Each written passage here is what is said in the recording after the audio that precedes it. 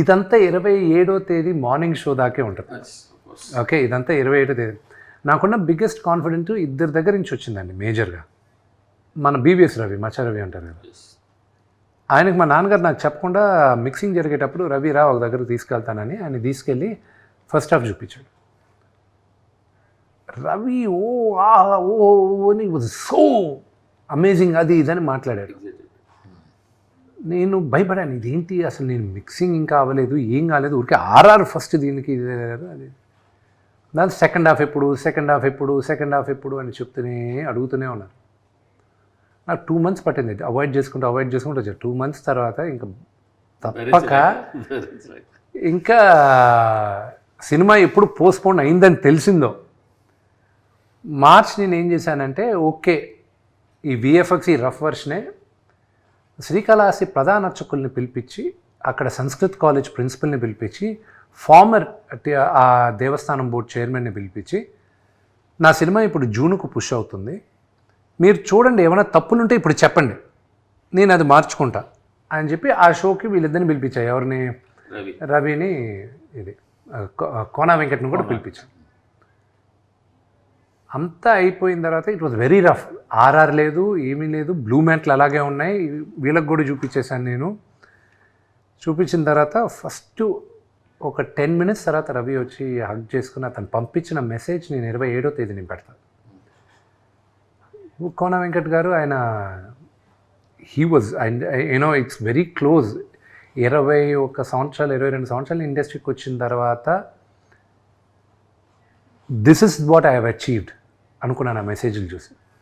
దాని తర్వాత ప్రధాన అర్చకులు అయితే ఒక్క డైలాగ్ మార్చుకో, భక్తి అంటే ఏంటో ఇదే అని చెప్పారు. దెన్ విని వాళ్ళ ఫాదర్కి చూపించాను, మా వైఫ్ వాళ్ళ ఫాదర్ సుధీకర్ గారికి. అంకుల్ చూసి ఒకటి అన్నారు, నేను మా నాన్నగారు చనిపోయినప్పుడు ఏడ్చాను విష్ణు, దాని తర్వాత ఇప్పుడే ఏడుస్తున్నాను నేను, కానీ ఇది హిందూయిజము ఇదని కాదు, ఇది ఒక pure devotion, it transcends all religions, it's pure devotion, ఇది ఇట్స్ అ సూపర్ మూవీ అని ఆయన ఫీల్ అయ్యారు. So it gives me encouragement. కానీ మీ ముగ్గురికి తెలియదేం కాదు, 4 గోడల మధ్యన మనం అందరం చూసుకొని ఎక్స్ట్రాడినరీ అది ఇది అనుకున్న సినిమాలు పెద్దగా ఆడియన్స్ దగ్గరికి వెళ్ళేసరికి రీచ్ అవ్వకపోవచ్చు. పర్వాలేదు అనుకున్న సినిమా, ఫర్ ఎగ్జాంపుల్ ఇప్పుడు 6వ తేదీ డి రిలీజ్ అవుతుంది. 2006 November 23rd నా బర్త్డేకి డి ఫస్ట్ షో పడింది ప్రసాద్ ల్యాబ్లో. April 13, 2007కి రిలీజ్ అయింది. ఈ మధ్యలో 100 షోలు ప్రసాద్ ల్యాబ్లోనే పడింది, దిల్ రాజు గారితో సహా. చూసి ఈ సినిమా యావరేజే అమ్మాయి, పెద్దగా ఆడది, ఇది కష్టమే అని చెప్పి ఎవరు డిస్ట్రిబ్యూట్ చేయలే.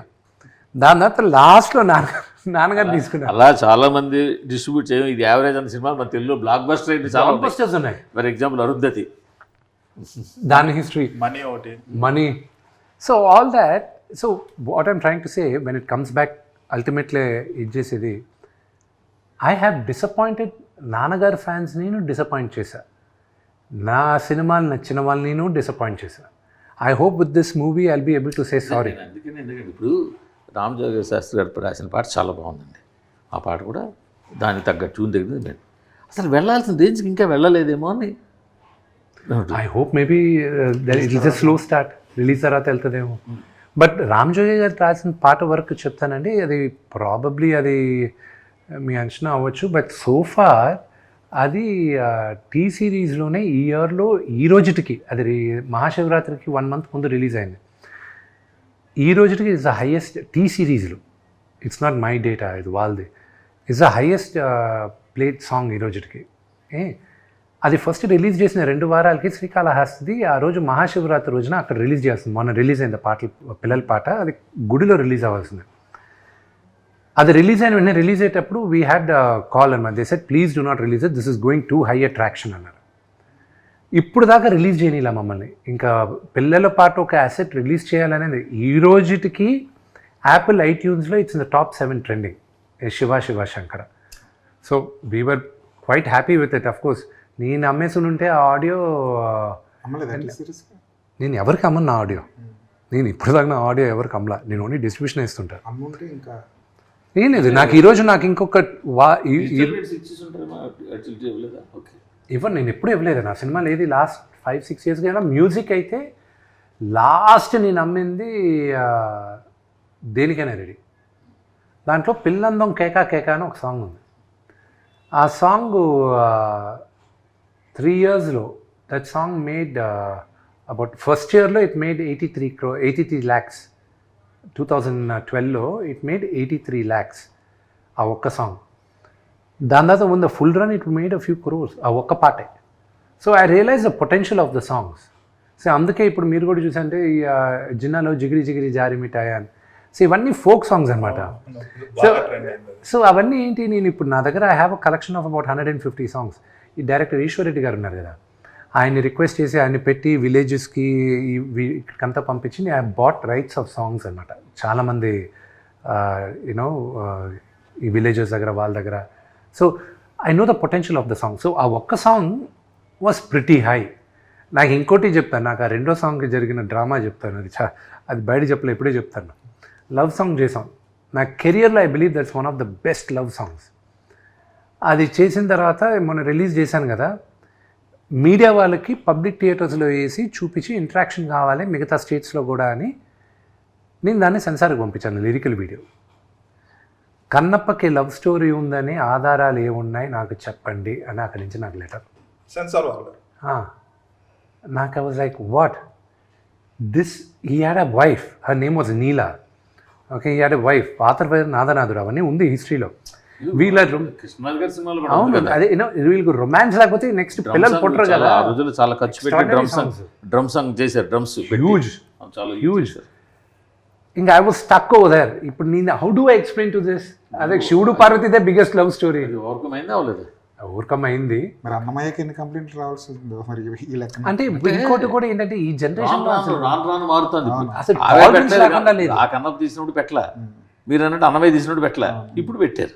అసలు జనాల్లో కూడా టాలరెన్స్ తగ్గింది. ఈ వోక్ జనరేషన్ అంటారు చూడు, అన్నిటికీ ఫీల్ అయిపోతూ, అన్నిటికీ హర్ట్ అయిపోతూ, ప్రతిదానికి ఇదవుతూ, ఎక్కడో దగ్గర కంప్లైంట్ చేసి. మీకు ఇంకోటి చెప్తాను, నా సాంగ్ ఇంకా లిరికల్ వీడియో శివ శివ శంకరాదే జనాల మధ్య నేను చూపించాలని అది నేను తీసుకొని ఇలాగే థియేటర్స్కి వస్తే అది కూడా నాకు ఇంకా సెన్సార్ అవ్వలా. నోటుపై నుంచి ఎలా నీళ్ళు పోసాడు అని. నోట్ల నుంచి నీళ్ళు పోయడం ఏంటంటే అది పురాణాల్లో ఉంది కదండి అన్న. అవన్నీ అది రికార్డెడ్ ప్రూఫ్స్. దుర్జతి కావ్యంలో మిగతా సినిమాలో ఇదంతా. I had an issue with that. కానీ ఒరిజినల్ దాంట్లో ఏమన్నా పుక్కిట నీళ్ళు ఊసాడు అని ఉంది. రెండోది ఎంగిలి కూడా ఊసి అభిషేకం చేశాడని ఉంది. సో 2 వర్షన్స్ ఉన్నాయి మనకి. So I think I have more challenges has the censor. పాటల నుంచి ఎంత వచ్చింది ఇప్పటివరకు? శివ శివ ఫస్ట్ పాట అంత రేంజ్లో వెళ్ళిన తర్వాత the data will come always 4 months later అండి. 4 months later T series will have to give us the entire data. మీరు 3 figures నెంబర్ తోటి సినిమా తీసాను, సరే యాక్చువల్ ఫిగర్ చెప్పలేదు. But maybe 200 300 what ever it is. 300 అవ్వలేదు, పోనీ below 300. between 200 and 300, that's a good but number. A rights అమ్మకుండా ఎట్లా మీరు దాన్ని చేయగలరు? ఏమంటే నేను ఒక వెరీ ఇంట్రెస్టింగ్ క్వశ్చన్ మీరు అడిగింది. నేను ఒక కంపెనీ దగ్గరికి వెళ్ళి నేను మాట్లాడేటప్పుడు there was a Bombay company which wanted to release it all over India, a corporate company. So I'm talking about year back. Release Theatrical release. Other than Telugu states. Other than Telugu states, only north Hindi వరకే release చేయాలని నేను వాళ్ళ దగ్గరికి వెళ్తే వాళ్ళు over the topic they were like see మేమంతా advances ఇవ్వము, advance లేకుండా కావాలంటే మీరు చేయాలంటే మేము చూస్తాం అది ఇదంటే. ఐ సెడ్ వెయిట్, నిన్ను నమ్ముకొని నేను కంపెనీని నమ్ముకొని నేను ఈరోజు నేను ఇన్ని కోట్లు పెట్టి సినిమా తీలా, నా ఆస్తులు తాకట్టు పెట్టుకున్నాను, నా క్రెడిబిలిటీ తాకట్టు పెట్టుకున్నాను, నేను నా సినిమా తీస్తాను. నువ్వు వచ్చి రేపు నన్ను బెయిల్ అవుట్ చేస్తావన్న నమ్మకంతో నేను సినిమా తీయలేదు. I do not want you to distribute your movie if you think నీ డబ్బు కోసం నేను ఇక్కడికి వచ్చానంటే I don't want a single penny from you అన్న. వాళ్ళ CEO దగ్గర నుంచి వచ్చి సారీ చెప్పి అపాలజైజ్ చేసి అంత వెళ్ళారు. I walked out and I told I see has this my baby, ఇది నా బిడ్డ, దీన్ని ఎంత అద్భుతంగా ఎక్స్ప్లాయిట్ చేసి మ్యాక్సిమం మీరు ఎక్స్ప్లాయిట్ చేయగలరు ఫైనాన్షియల్గా, I want such a partner. అంతేగాని ఫస్ట్ కాన్వర్జేషన్లోనే నా డౌట్తో మీరు మొదలయ్యేది ఐ కాంట్ డూ ఇట్ అని. I walked out. అండ్ ఈరోజు చెప్తున్నా this is purely my own funded money, బ్యాంక్స్లో అప్పు తీసుకునే చేస్తున్నాను. Okay, no film finances, no film finances, no traditional finance, అంతా బ్యాంక్లో పెట్టి బ్యాంక్లో నుంచి పెట్టుకునిందే. ఇది చేసేటప్పుడు మీరు అన్నారు ఇందాక ఏ రైట్స్ అమ్మకుండా, ఆడియో ఇప్పుడు కాదు, నేను గత 14 సంవత్సరాలుగా నేను నా ఆడియో అమ్మలా. రెండోది ఓటీటీ నేను అడిగినప్పుడు I wanted a very large number, they gave a via media number, but I was like no, if the movie is a hit, పెద్ద హిట్ అయితే what would be a number అన్నారు. They gave a very interesting number. They said ఈ movie కానీ ఇంత collect అయితే will give you this number అన్నారు. I said I get the cheque ready అన్న, cheque ready చేసి పెట్టుకున్నాను. కానీ మినిమం గ్యారంటీ అమౌంట్ అదే ఉంటుంది కదా. నో, వన్స్ మీరు దాంట్లో లాక్ అయ్యారంటే మై అప్ సైడ్ ఇంకా ఎక్కువ ఉంది. ఈ రిస్క్ తీసుకోవడం వల్ల అప్ సైడ్ ఎక్కువ ఉంది. నాకేం ప్రిటీ షూర్ నేను ఖర్చు పెట్టింది థియేట్రికల్లోనే వస్తుందని నమ్మకం నాకు. సో అంటే ఓటీటీలో డిపెండ్ ఆన్ ద పెర్ఫార్మెన్స్ ఇచ్చేసారు. Yes, depend on the performance. ఎవరికి ఇచ్చేది ఐడియా ఉందా? వాళ్ళే అనౌన్స్ చేయాలి, you not allow suppose to announce. సరే, అండ్ ప్లస్ ఇప్పుడు 8 weeks గ్యాప్ అయితే ఉంది. 8 weeks. 8 weeks gap clear. హిందీలో multiplex release. Yes, 100% multiplex release. So అంటే సో ఓటీటీ క్లియర్ అయిపోయినట్టే. యా, ఇప్పుడు శాటిలైట్స్ ఇవి నెగోషియేషన్స్ జరుగుతున్నాయి. అవి ఇప్పుడు ఏమైందంటే మూర్తి గారు, నాకు దిస్ ఈ range of movie first time చేస్తున్నాను కాబట్టి